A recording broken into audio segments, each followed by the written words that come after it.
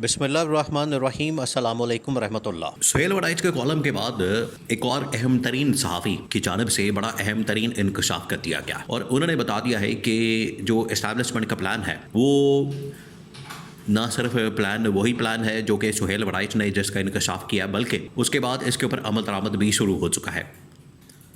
और अमल दरामद के लिए आपको इसी साल इसी महीने, ये देखें, ये जो 2026 शुरू हुआ है, 2026 का जो पहला महीना है जनवरी का, ये बहुत अहम महीना है, ये बड़ा क्रिटिकल है। आप देखें कि एक तरफ कैसे दुनिया के अंदर मुख्तलिफ जंगी महाज खुल गए हैं, रूस यूक्रेन आमने सामने है, सऊदी अरब यूएई, आगे इसराइल ईरान के दरमियान जंग हो सकती है, फिर पाकिस्तान को अपने ईस्टर्न बॉर्डर के ऊपर, वेस्टर्न बॉर्डर के ऊपर बहुत बड़ी थ्रेट का सामना है, और अफ्रीका में बहुत सारे ममालिक आपस में आमने सामने।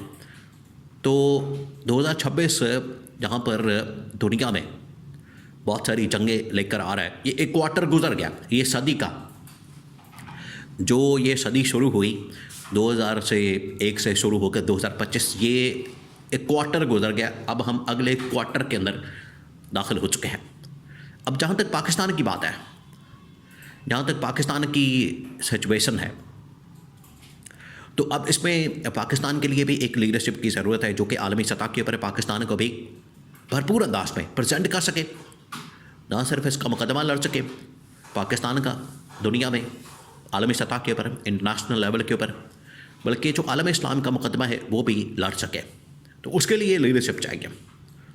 अब लीडरशिप की शदीद तरीन कमी महसूस हो रही है पाकिस्तान में, बहुत शदीद, क्योंकि जो मौजूदा इस वक्त सेटअप है, रजीम है, इनके अंदर रत्ती बराबर भी किसी में भी लीड करने की, अपने कौम को, आलम इस्लाम को, या फिर फ़लस्तीन का, कश्मीर का मुकदमा लड़ने की इनके अंदर सलाहियत नहीं। यही वो सबसे बड़ा प्रॉब्लम है जो कि इस्टेब्लिशमेंट के लिए बन चुका है। देखिए, इस्टेब्लिशमेंट 3-4 महाजों के ऊपर पैरेलल काम कर रही है।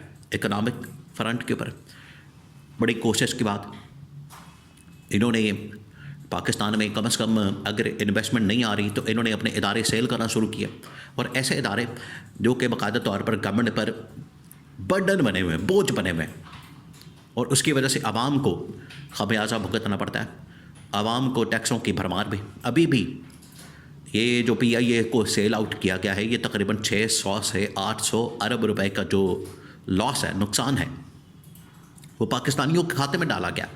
600 से 800 अरब, आप समझ लें कि तकरीबन कोई 1000 अरब बन जाता है। उसका लॉस जो है, नुकसान जो है, पाकिस्तान के खाते में डाला गया, पाकिस्तानियों के, कि उनके टैक्सों से पूरा किया जाए, और उसका लॉस अलहदा करके तो उसका जो प्रॉफिट है वो फिर कंपनी में डाल के, तो इस तरह से इसको सेल आउट किया गया। तो इसके अंदर बहुत बड़ी वारदात है। तो ये सारा कुछ किसने किया? ये अगर आज बाइबल हो सका है, ये किसकी बदौलत, किसकी वजह से? सिर्फ और सिर्फ इस्टेब्लिशमेंट की वजह से। तो ये इकोनॉमिक फ्रंट के ऊपर पॉलिटिकली अब चीज़ों को मुज़ाकरात के लिए गवर्नमेंट के ऊपर दबाव मौजूद है कि आप PTI के साथ, तहरीक तहफ़्फ़ुज़ आईन पाकिस्तान के साथ मुज़ाकरात करें। उसमें भी गवर्नमेंट ने सीक्रेट लेवल के ऊपर रब्ता किया, राणा सनाउल्लाह के ज़रिए, नाकामी हुई। उन्होंने कोई रिस्पॉन्स नहीं दिया। उन्होंने कहा कि आपके ऊपर ट्रस्ट नहीं किया जा सकता, आपके ऊपर एतमाद नहीं किया जा सकता। नंबर 3, आलमी सतह के ऊपर, आलमी सतह के ऊपर क्या इनके स्टैंडिंग है, क्या इनकी पोजीशन है, क्या इनका स्टेटस है, क्या इनके पल्ले कुछ है, क्या ये काम कर सकते हैं?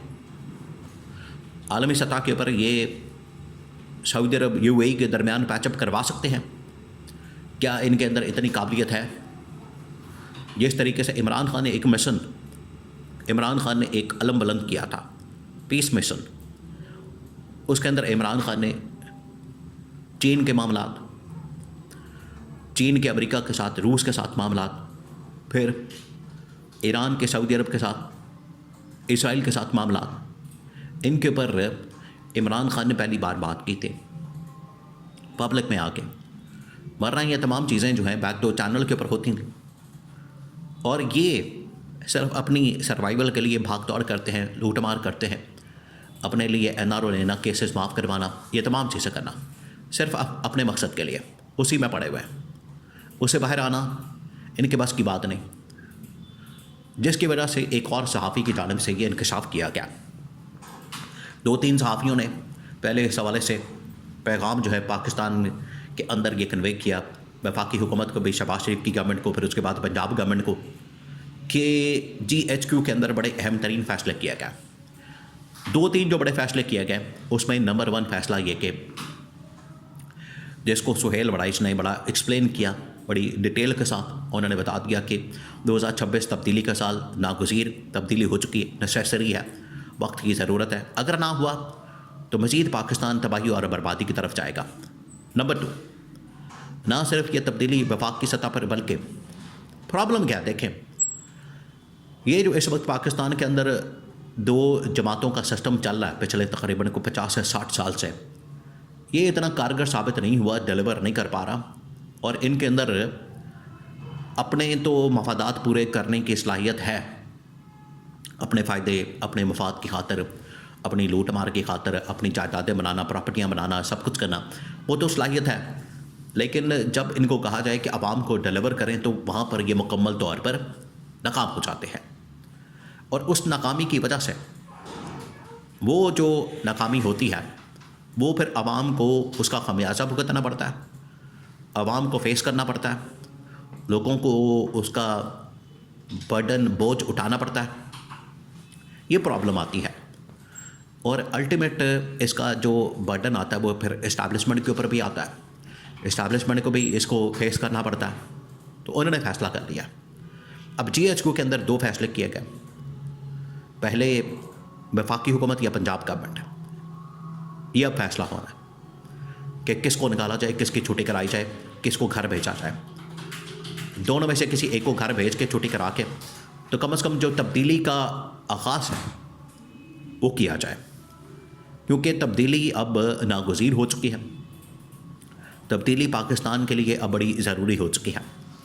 और इससे पहले कि 8 फरवरी को आवाम सड़कों पर आए, इससे पहले कि आवाम 8 फरवरी को आके हुकूमत का तख्ता उल्टे और इमरान खान PTI तहरीक तहफ़्फ़ुज़ आईन पाकिस्तान इसके प्लेटफॉर्म से बैनर तले आवाम आके इनका तख्ता उल्टे, इनको घर भेजे, इनकी छुट्टी कराए, इससे पहले ही बजाय कि खून खराबा हो और बांग्लादेश की सूरत हाल, श्रीलंका की सूरत हाल, मालदीव की सूरत हाल यहाँ पर पैदा हो, इससे पहले ही इस गवर्नमेंट को घर भेजने के लिए इंतज़ाम किए जाए। जिसका पहला जो आगाज़ है वो होगा लाहौर हाई कोर्ट के फ़ैसले से, जिसमें डिस्क्वालीफाई करके मरियम नवाज़ की गवर्नमेंट को इनको घर भेजा जाएगा।